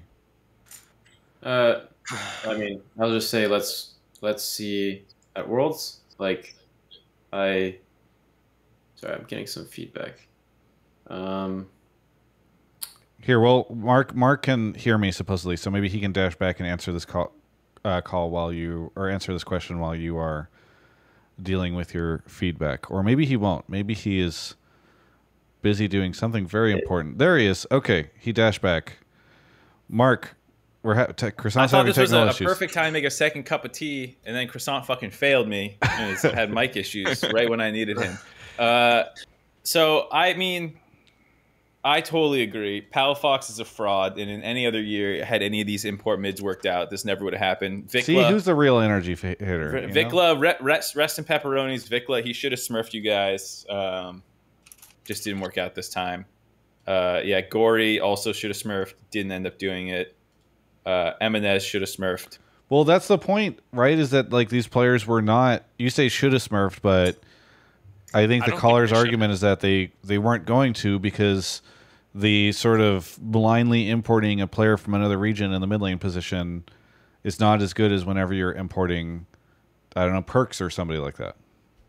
Oh, yeah, Perks was fucking crazy when he showed up here, guys. He definitely was insane. He was better than he wanted to be here for sure. I'm not saying that's not. I am in the camp of probably would have been better to run Palafox even if they didn't get the results they got for long-term health of the league and long-term health of C9. But I will say that perhaps compared to Quid, Perks is superior. Or was that? Yeah. Yeah, that's kind of like, I'm not trying to say for the health of the league or like people are making the wrong decisions going more NA centric, but I just feel like the narrative was going towards like, look at all these NA players, they're so good. And it's not that they're bad, it's just like the competition's gone down, so they're gonna look better. You know, like you can hate on Perks as he wasn't necessarily as good as people thought, but he did get us out of groups at Worlds and he did win a championship, right? I'd argue Doinby got us out of groups at Worlds, but fair enough. Yeah. Okay, or TN, but yeah, that's fair. Yeah. No, I mean, like, obviously I'm being a little tongue-in-cheek. I think both can be true. I think, like, yeah, there's some imports that didn't work out this time around. But I think there's also a lot of times where, like, this has always been done, where there's, like, a bunch of, like, no offense, but, like, mid people imported, and then they come to the LCS and they're mid, and then they leave, and you just don't remember them because they were mid. But, like, I would argue, like, I always bring up this example, but, like, GBM was like a fine LCK player. He came over and he was like fine here, but it wasn't like he like shit all over everyone. But like, and like it was positioned like that was going to happen. That was like in 2015, you know, like during the heyday of that kind of stuff. And like, you know, I think Takui was fine. Like we have Blue. Is there any difference between Ruby and Blue or Quid and Blue this split compared to previous ones? You know, like there's I think always examples of ones that work and one that don't. Like I didn't think Gory was going to work out this good at the start of the year. To be fair, like I didn't think he was going to be on this Golden Guardians team that was contesting for one of the best teams in the split. And there he was. You know, so like, yeah, people in chat are doing a good job of listing like just names who have come and gone through the LCS who like didn't work out. So I think, yeah, you can point to some of these examples, but I think there's also some that still did fine. Like M&S, you can flame a little bit, but like I actually think he was largely fine. I think he was all pro, but I think he was fine. So you know, I think I don't think it was that much worse than before. I think there were just a lot more NA mids who worked out this time around. I think they did improve. I mean, I would just say like if you look at 2022, 2021, Like, I think JoJo might be the only one in 2 years to make the All-Pro list. Like, I think That's just because Palafox was slighted I last think summer. I think we've taken, like, there was always bad import mid laners, like, not to flame blue, but like, yeah, like people like that. But then the top end talent was better, and I think we've trimmed some of the top end imports down. I mean, but we've also stuck. I mean, I also think some of these players have just ended up in better, like some of this North American talent has ended up in better position than they were previously. Because for a long time, I feel like the NA mids that were being run, I mean, there was a point in time where we only had one NA mid laner, right? Yeah. And Yeah, oftentimes I they were agree. on bottom teams. And so I feel like whenever you start, this kind of goes back to what we were talking about earlier, is that a lot of them are being given a chance as well. So it's kind of, it's really hard to have the conversation, because it's like, yeah, there aren't as many of these other good mid laners in, because a lot of these NA players are finally being put in ecosystems where they can succeed. And so you kind of can't have one without the other. You know what I mean? Can you just name the 5 best import mid laners you think existed from 2020 to 2023? I didn't really make a list, but I'll just think of I mean, people we can that try come to help. mind, not necessarily I a top would 5 throw in out order, but like Abadage. Abadage, Are you saying- Jizuke. Wait. Just my question for Croissant. Are you saying ones that were new during that time period, or just happened to come over? Oh, that's a good question. Yeah, like newer ones. Yeah, newer ones. Yeah, then you're talking about like Abadage, Jizuke, Perks. I'm trying to think of any others. It's okay. Niski, Perks. I guess. Niski came and left and Niski came on back. Niski was comeback. not. I Yeah. don't think he was around during that time. Niski He won on in the comeback. 2021. Yeah. I think, yeah. It's just like after, I don't see a huge gap between those mids. They had certain highs, but you know, after his first split here, Abadage was like he wanted to go home, and he's doing better there now. I wouldn't put any of them handily above Gory or M&S or like, and as you said, we've trimmed down on like the lower end. So I just think on balance, the rise of NA mids is because they have better support, they're on better teams, and they're improving every year. So Palafox, could you have won LCS? Take NRG that just won the title and put him against 2021 summer split winners. Of course, 100 anyone teams. you say yes. It was 2021. Unless you're saying like if they had to play a whole year in our. I'm saying like forget the time travel shenanigans that like you get into, but like just take your roster right now that you just won a title with and put them up against title winners from, 2021. Do you think you could beat some of those guys? Like Who was on that roster? 2021, Dick was on that roster. yeah. How are we gonna? Yeah, just like I don't know, just relatively. I don't know, it's not a real question. It's not gonna happen. Yes, of course. Abadage, someday, and closer. Yeah, Dhokla Our v Vic someday. said You that got Vic in your asshole. UV v Abadaga. Yeah. What about the Jojo Pyondani EG roster? You got Jojo Pyondani roster. You have the old C9, which was with Perks. That they won one in spring. It's largely the same roster except Sven 80 carry instead of Berserker. I'm just gonna say yes no matter what. We would shit on him. It's fine. Exactly. So it's not that much that the imports are worse because those all had import mids, and here you are saying you'd still beat their ass. Yeah. All right. DC the King, thank you so much for the call. Anything you want to shout out before we go on to our next caller? I'm gonna shout out my wife. She's pregnant. We're due this week, and she's letting me call in right now. So Oh, hey, love congratulations. her.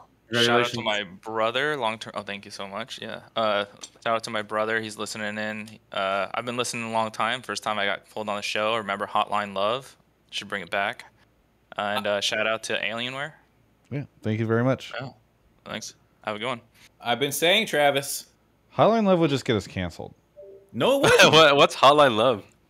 All right, Hotline we League. did for Valentine's but about Day. We love. did an episode where we did relationship advice, and for callers. And why would that And- get you canceled? Because like Travis can't not put his foot in his the mouth. episode ended up being far more real than I think Mark and I thought it was going to be. We had some really intense calls with that we were not prepared for, and What do you mean? some awkward. Do you not remember this episode, Mark? Have you just like blurred I it from only your mind? remember mind? I remember that we got someone married. Someone was like, "I'm going on my first date with this girl," and then they're married now. Yeah, and somebody else called in and said like, Really? "Oh, somebody has had like a gun by my home or something like that." Like they called in about like a stalker or something. Oh. Yeah, we had real conversations, man. We helped people out in their relationships. I'm pretty sure we saved a couple relationships. Maybe not. I don't know.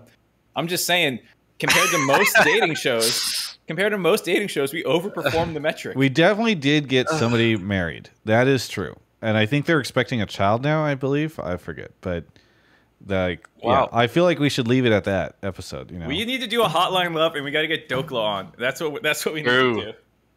what he doesn't. He's not in it. He doesn't have a relationship take. Well, we got to figure out why. I bet we could pick his brain. He says it's top lane. I don't know. I bet All there's right. some other reasons.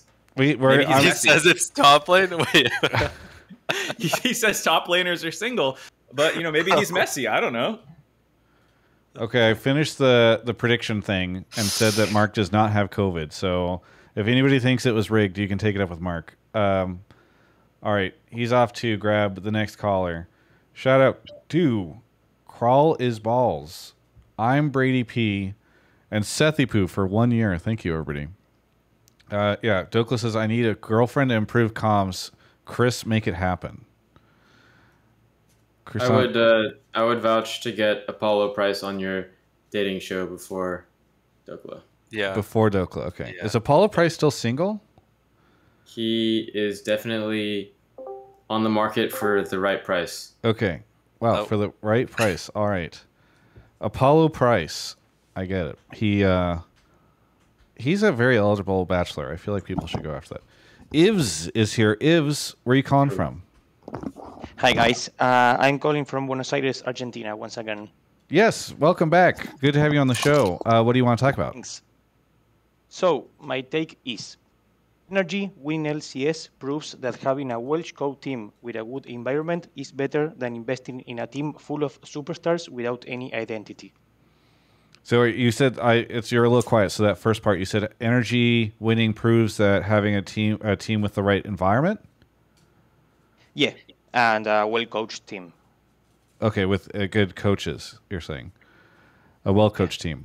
I think there's a question of how much, if you were an organization making a new team, should you spend on coaches versus players? I mean, Exactly. I think how many you guys have 7 or 8 coaches, Croissant?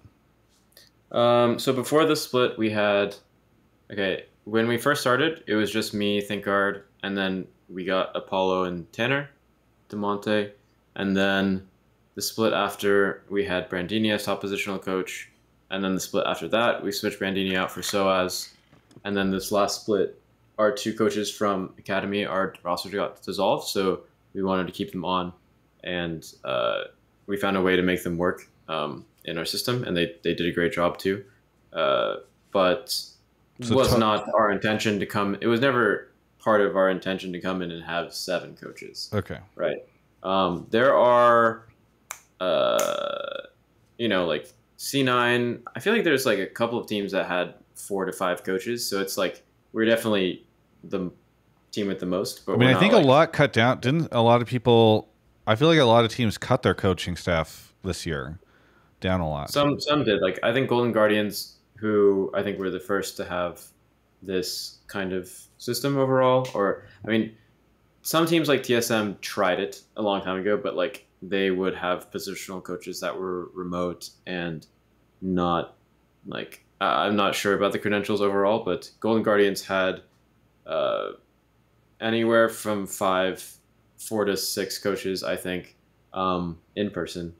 And C9, for example, they have like Rigby and Vagar V2 and Duffman and Mithy, but 2 of them are remote. But I'm sure they like also put in like more work than other teams that have coaches that are like in person. So, and those coaches are also effective in a remote environment as well. So, but the point being, that was just to like answer your question, Travis, and then to the caller's question.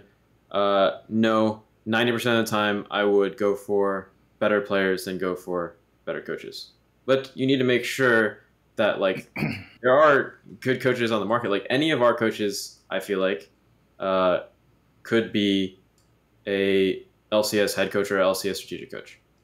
Maybe some of them don't feel personality type wise, or like maybe that's not the step in the career that they want. I think some of our coaches have declined offers elsewhere. I have declined head coach offers because I would rather work with Thomas, or I'd rather work with certain players on like this roster. But which players would you rather work with? The ones that, yeah, the ones that give me the least headaches. But yeah, I think first and foremost you should prioritize your roster. That's clear. But it's like both players and management. Like if before they had like a 9, I've had players be like, I literally don't care what. I mean, I think most players say people think that certain things make a lot bigger of a difference. You'll see on Reddit like, oh, maybe this player went here because this coach is there, blah, blah. But 95% of the time, players will just go to the roster that they think has the best roster. Actually, when you factor in money, maybe it's now like that's 95% of situations that don't involve money. But overall, 100% of the time, like maybe 30, 40% of players pursue money over the career. But most players pursue competitive success over like the bag, unless the bag is 2x more or whatever, right? I think that has held true. And so, but the split should be more even, right? It should be something like, in terms of, if you're aiming for competitive success, you should make sure that like 70% of what you're considering is, okay, I did not, thank you, Christian, for that information. In the Skype chat, Palafox is just dropping his salary offers. It's the chat derailing Croissant. Anyway, continue. Yeah. Prioritize your players first, but you know, your coaching staff will matter in the long run, and it can be hard to assess, but just do a combination of due diligence, talk to players that have worked with these coaches before, and talk to the coaches directly, and yeah, like think about the big picture. And so that goes for players, that goes for organizations. It's, yeah.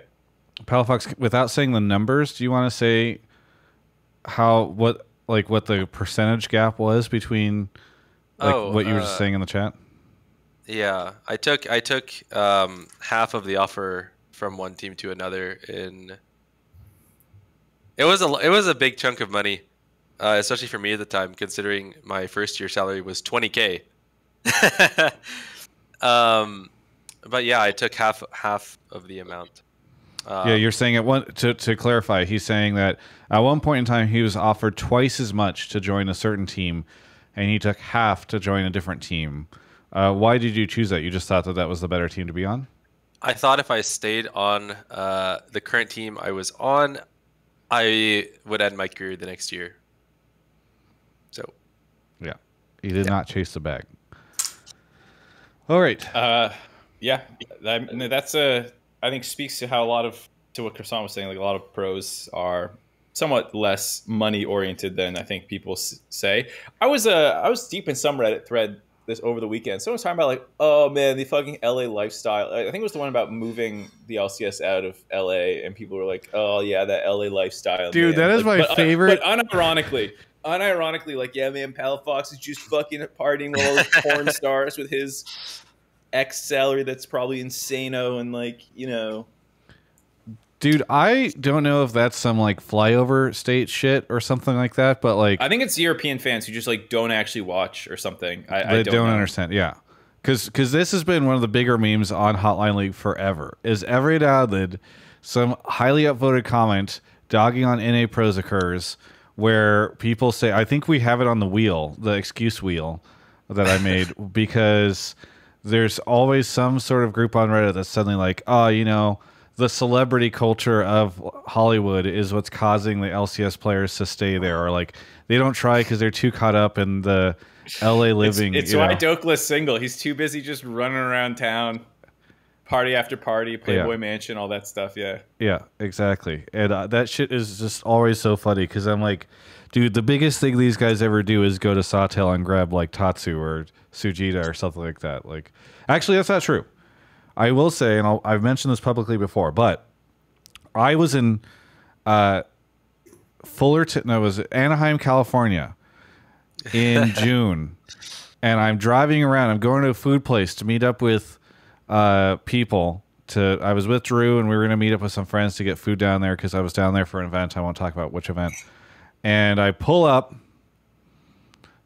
and standing on the corner on a street in Anaheim, California, was Palafox and Contracts, and who else was with you? It was Poom. Mm-hmm. And all three of them were just hanging out there. And this was, I think, the first week of Summer Split, or was this? Yeah. Yeah. Or had they walked out? Had they walked out down to? They walked out of a eatery, a food hall, where they'd been presumably eating all the way in Anaheim, California. So these guys were partying it up, and I have the evidence. So, all right. Anyway, what was the call about? I've completely lost. What were you? What's your take, Ivs? Oh, mid lane. No, that was a while ago. No, he was saying that coaching staff matters a lot, and Palafox said it doesn't, and he did it all himself. No, that is true. True. You did say that. Not that thing is true. Yeah. Go ahead, Palafox. Oh, sorry. Chris's take was that roster matter, or like better players matter more a lot of the time. I probably have like a different take just because like most of my struggles in the scene kind of involved like coaches, literally my entire career. So I truly believe like a better coaching staff matters more. Yeah.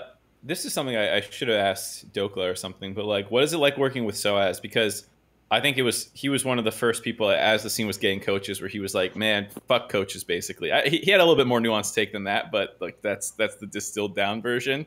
And now that he's a coach, it's just like comes full circle. So how is it working like with him?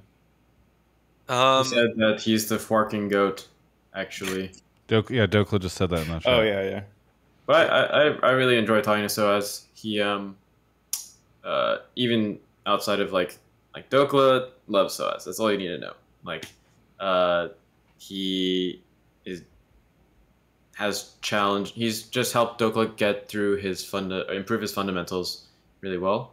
But Soaz has a very open mind. He will always come to me and just be like, "What do you think about this?" and present like concepts of that I think are very like he always has a clear logic, even if we don't ultimately agree, and he also is able to simulate like I feel like very consistent and very good 1v1 scenarios, so that helps a lot if Dhokla wants to practice any sort of matchup, or if I want to practice any sort of matchup against Soaz. So you know what's interesting? I haven't heard either of you mention DeMonte yet. Is he a fraud? No, we mentioned Tanner. They did mention him. Did they? Oh, I haven't heard Palafox saying. But not in a favorable way. I will tell a story that I've never told, which I don't know if Christian knows, but when we were first figuring out, okay, we know we want some positional coaches for our infrastructure. Apollo Price, we had already seen his work at Golden Guardians when me and Thomas were there on the academy team. So we were like down to get him. And so that covered bot lane. Like Thomas was a jungler, so we wanted someone for a solo lane, definitely. And it came down to pretty much RJS and DeMonte. And I fought like fucking hell for DeMonte, and I'm sorry, RJS, I don't know where you are. But I told Tanner like I feel like you have other offers, but if you come here, I feel like you will be the best mid lane positional coach. Not that there are that many, but like you will make a difference. And like Christian and Tanner have very different communication styles and also very different like play styles throughout their career. But that kind of balance is something that I value really highly. And like the arguments that you see, like I have with Christian or Christian has with Dhokla or whatever, like those are the moments that make a team great. And well, RJS probably would have gotten into some disagreements with Christian too, but I don't know how that would have all worked out. So I'm glad that we have Tanner because he has he brings not just his view of the game, but he is a very he's good for the vibes always, and he pushes people to mentally reset and just bring their best self every day. And so, hard worker. I mean, I will like. We really shouldn't go through every single coach because I could talk about every single coach for forever. But that's just because you asked specifically about those guys. But I will write a post saying what I appreciate about every single one, just so everyone gets a fair. Yeah. I'm just thinking about how much better Palafox could be if he was coached by RJS instead, the GOAT. I don't think I would be better. Ivs, thank you so much for the call. You could be wrong. No. Anything you want to shout out before we go on to our last caller? Yeah, of course. Shout out to Alienware, as always. You should definitely check them out, guys. They have some great products. Also to THI and Holland League, and to the whole NRG staff, and especially to Palafox. I know it has been a long journey, but you should be really proud of yourself because it is well earned. And good luck at Worlds. Thank you so much. Thank you for the call. You guys, bye-bye. Take care. You too. All right. We have one last caller remaining. Shout out to Smoke Dog for 42 months. Got to see him at finals, which was really cool. Thank you to everybody who came up and said nice things to me at finals. I really appreciate it. A lot of the communities lately have been saying not nice things about me, so I really appreciate it whenever people come up and say, oh, I watch your show all the time. What I don't appreciate is when people say, I used to watch your content all the time. That feels like not as nice. All right, caller. That just sounds like you're insecure. Caller, Mark, maybe What? we could have this conversation. Caller, what's your name and where are you from? Hi there, I'm the Black Sheep, and I'm calling from Hamilton, Ontario. Hamilton, Ontario. What do you want to talk about on the show? So my take is that even though NRG just won the LCS finals, going into Worlds, I think that analysts and critics aren't going to place them as North America's strongest seed, which I also think is unfortunate because I think they have what it takes to be the top team for NA. All right. Why do you think people won't rank them as the strongest team? So I think in the past, when it comes to other team, when it comes to like other worlds, critics have always gone over like past history and valued teams like C9 that consistently make it to worlds, even Team Liquid. I think when it comes to the members on NRG,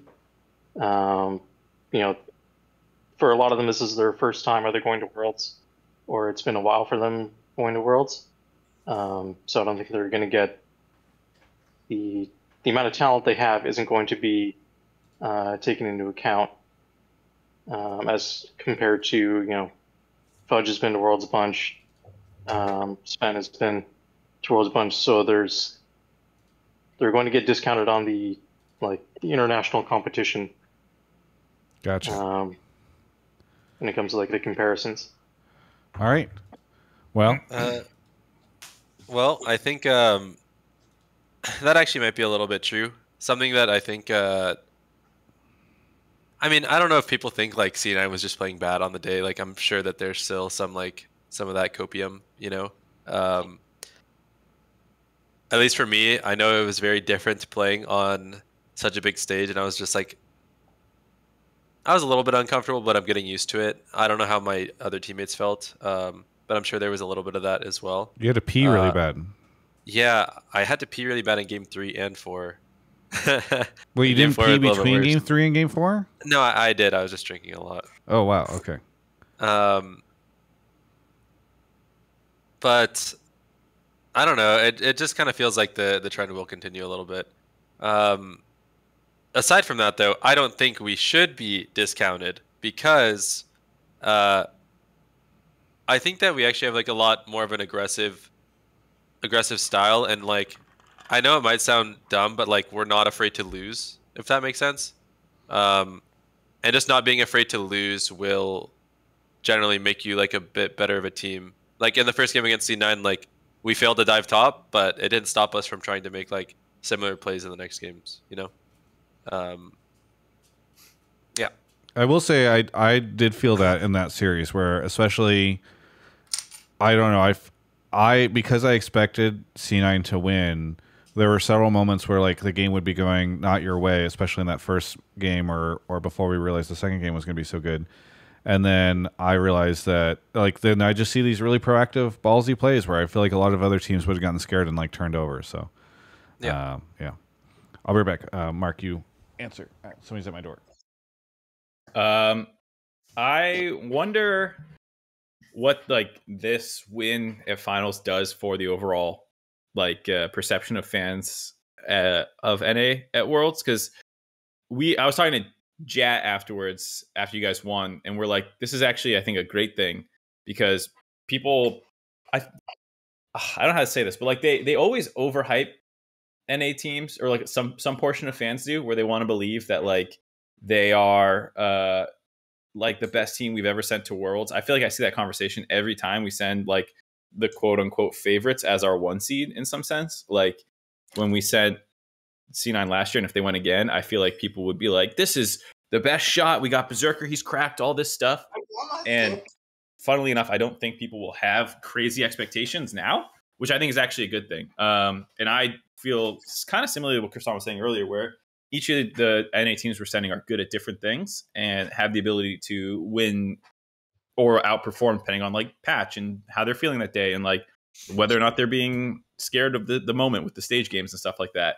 And I've always felt like NA teams do have this like ridiculous pressure they put on themselves.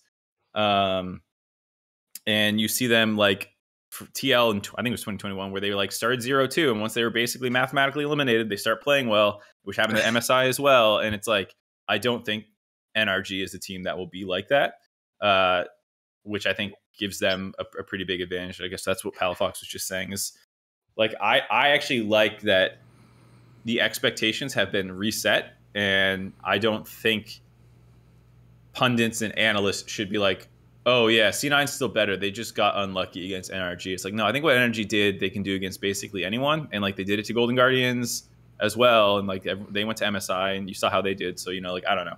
I feel like I don't have a strong opinion about who's the best representative we're sending. I think the only opinion I would have is that Team Liquid's actually probably the weakest. But I don't know if this is the right time to dive into that conversation. No, we'll have literally 6 weeks to talk about it. Actually, really quickly, just as a side tangent, does it feel really fucking weird for you guys in terms of how long it is until Worlds starts? I mean, I know that they had to move it because of the Asian Games, but I feel like LCS it wrapped. I guess LEC is the only one that's like super late. But yeah, how strange does it feel to have this giant fucking gap before you get to play any real games? Well, like, I don't think it's actually that big, just because like it's the 22nd now. I think we're planning on leaving on the 13th or 15th to Korea, so it's only like three and a half weeks or so until we go. Yeah, but you don't play games in the group stage, right? Wait, 3 months. Okay. Right. So what was crazy to me, because today is the 22nd, and we play, I don't know, maybe sometime between the 19th and 23rd for our first game in October. And what was crazy to me is I was looking at the Reddit thread, and it was saying, it was linking to the comment from our first game against EG where we got perfect gamed. And they're like, this was whoever at NRG pitched buying this org must be really ridiculous. Or financial decision, whatever, right? Someone also tried to call in with that take. Yeah, that was 67 days ago. Before, and it's like we went through all of the regular season in 6 weeks. Then we had, I don't know, a week, and then we had 3 to 4 weeks of playoffs. So that span of time is the amount of time that is between now and when we play at Worlds. And so what I will say is just, there's no reason to think that. Dhokla says, "Wait, what the fuck?" And Palafox in the chat is reacting to this. They're just now realizing how long it's going to take before they play. I fucking love pro players. They're the best. There's so much that can happen in that time, and I think the most important thing for us is that we need to stay humble. But we can lose, we can easily start off weak, and then that'll affect our ability to show I don't want to be one of those teams that loses early on and then is like, okay, now we have nothing to lose.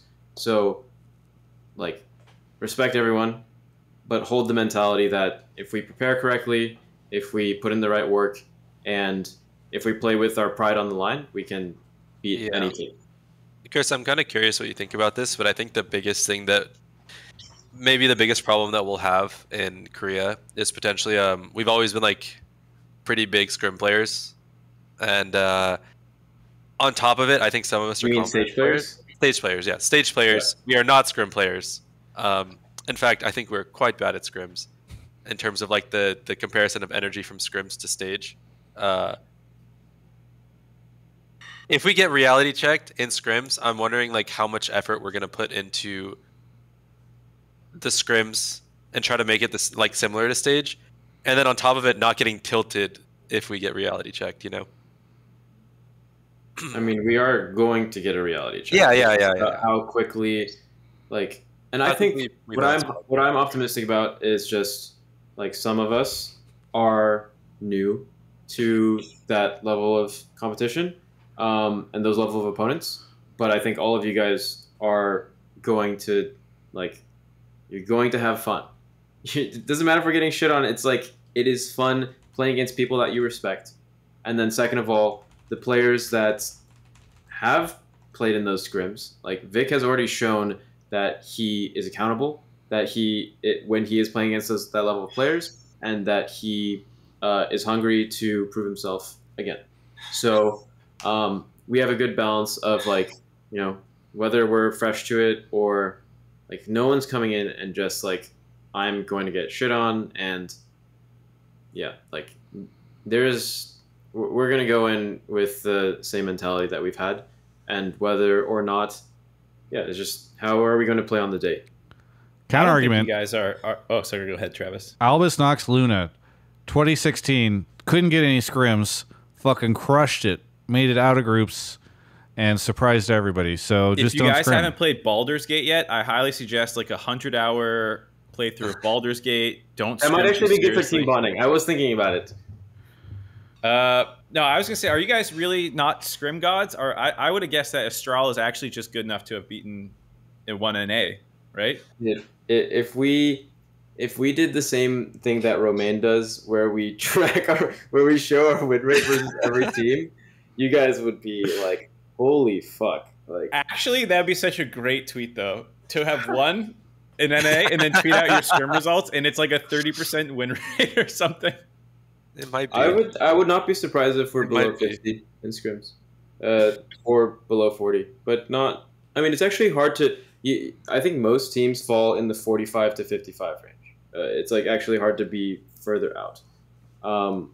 So. I mean, I assume it's not great if you're just stomping every scrim, because then you're not doing enough to try to test yourself or do different things or whatever, right?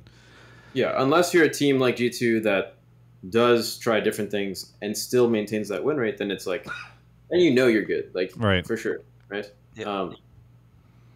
Yeah. All right. Well, hey, thank you so much, caller, for the call. What do you want to shout out here at the end? Shout out to Alienware and shout out to NRG for winning finals. Yeah. Thank you so much for the call. Really appreciate it. Thanks for having me on. Well, we are winding down the show now, but I'm going to stay online, so please, everybody stick around. I need your help for at least 10 minutes or so after the show. But, Palafox, what do you want to shout out? What do you want to plug? How are you feeling with the COVID? Are you holding up? Yeah, I just need to cough a little bit more. Shout out my girlfriend, Katie. Actually, genuinely helped me a lot this split. Shout out to my family, too, for coming out. This is the first event they've ever came out to, so glad I got them a win. Dude, there. That's sick. That's actually so cool. Yeah. And shout out to all my friends for supporting me, my IRL friends, my online friends that I've had for years. So thank you so much. Yeah. Any shit you want to talk before we go? Anyone who didn't give you an all pro nod that should have? Any teams that passed on you that shouldn't have? You know, any of that stuff? No, the only shit I would ever talk about right now is just like organizations. I hope you realize how important Academy is for your ecosystem. Probably don't spend 800K on an Academy team. That was probably a mistake. Hopefully you realize that was probably your own fault. But regardless, you know, yeah. But the state of California, Palafox. All right, yeah. Croissant. What do you want to shout out, plug? I saw, by the way, you got a like love thread on Reddit, which I thought was really cool. Did you see that? I did. That was really nice. It was also. It was very descriptive. Yeah. I would just like to say that on the point of like anybody that I want to call out or, you know, I started working in LCS because I wanted to make a difference and leave my mark. And I thought, you know, it does feel good to prove people wrong. A lot of the people that, you know, told me that I just like literally wasn't meant to be here or shit like that. But I really do thank those people because not just because it wasn't like fuel or motivation for me. It is just that in every one of those moments, I feel like I learned something about myself and how I could improve. And that the most important thing is that I don't have a full list of those names. In times like this, when we stood on stage and we won, I remembered the people that kept me going. Long list of like family and friends and mainly friends and like, but the people that like you guys would recognize or you guys would know are just like people like Core. He told me I was going to quit after 2020. It was a difficult year. And he told me LCS needs people like you, needs coaches like you. And I learned so much from these types of players. And I also have some of my strongest relationships and bonds are with people that I've worked with in the LCS. And so this is a league that I care about. And it is about uplifting and about celebrating like good players, good teams, amazing fans than shitting on any particular individuals. So, yeah. Wow, very well spoken. And Alienware. And Alienware. Them too. Mark, what do you got for us? Not much to shout out. Just it was a really nice finals. It was a lot of fun.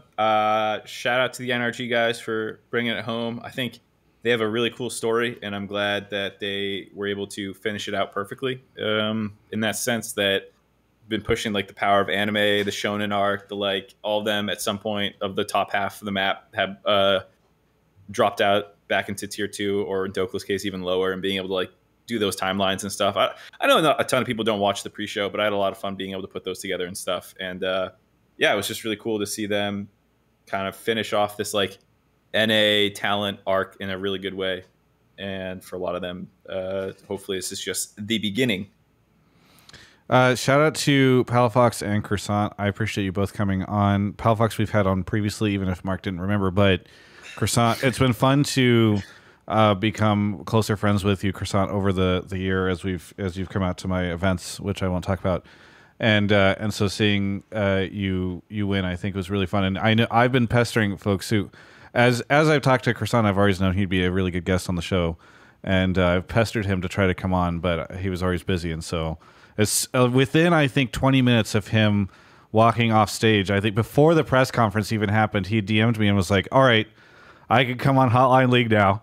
I said I would only come on if we won. Yeah, because you asked me after we won against like TL the first round, and I was like, later. Yeah. So that worked out really well, and you did it. And you did it, and all the players did also that you would come on the show, and I thought that was really generous of them. So for everyone else, we're going to keep doing episodes of Hotline League, but there might be a couple of weeks where Mark and I take a break. He and I haven't really talked about this too much yet, but we will have one next Monday. But I mean, Mark, the big thing is, what the fuck are we going to talk about for like 7 weeks? You know what I mean? Like, we will pull callers for the same 3 topics. Yes. Who's going to win, EU or NA? Who's our best team at Worlds? Normally, there's like a 3-week break before plan starts, and that's hard enough to get through. I think what we will probably do is try to have Hotline Love, some special guests on. I bugged Disguised Toast, and he said he might be down to come on in the beginning of September. So we'll probably try to do some special episodes where we talk about some stuff. But next Monday at 7 we'll be back, so please tune in. I'm going to Valorant Media Day tomorrow. I have a bunch of content coming out, including an interview with the 2 folks who are running esports and League of Legends for Americas, Raul and Carlos. Carlos recently, over the weekend, got announced as the new head of Americas esports, so for League of Legends. So folks can stay tuned for that. I'm very curious what everyone's opinions are going to be, and so a bunch of stuff will be dropping. But I will also be out of town this weekend on a little break, so we'll see how things go. But either way, stick around, please, on stream. Always really appreciate when you all do, and thanks again to Palafox and Croissant for coming on. Palafox is about to pass out, so we're going to let him go. Anyway, see you all next week.